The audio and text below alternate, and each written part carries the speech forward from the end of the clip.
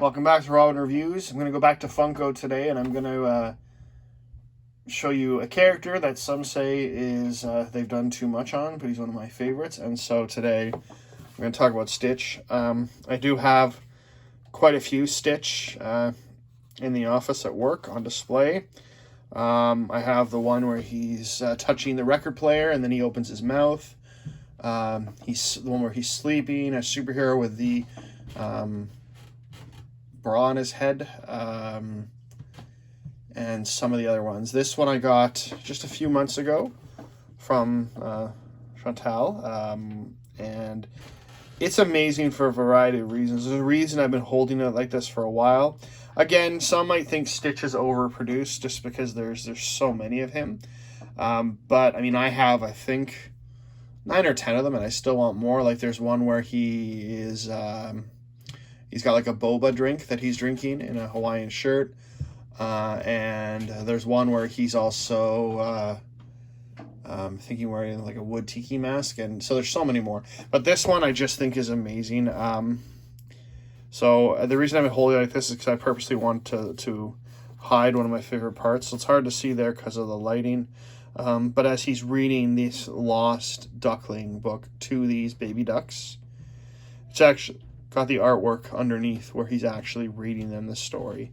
If you see here, if you can, in the lights, the left page there is this crying duck saying "lost," and then he's being celebrated on the next page. And so it's amazing that that Stitch is showing them this and that they're reading.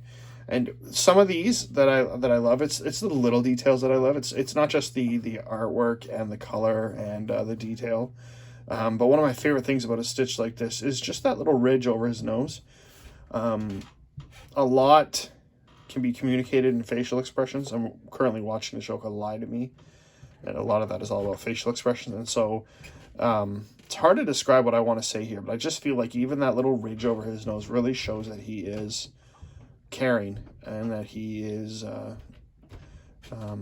wanting to make sure that these ducks understand what's being read. So he cares about them. And just the fact that Funko is able to communicate that in such a small, almost meaningless way and still meaningful if you notice is pretty incredible. Really love the artwork. I have one other Stitch that it's the 10-inch 10-inch Stitch. Say that 5 times fast. But his head is a little heavy, and so he falls over out of box. But this one has got that really wide base and is able to have all the ducks and Stitch in the book and really encapsulate all the little details. So I love it.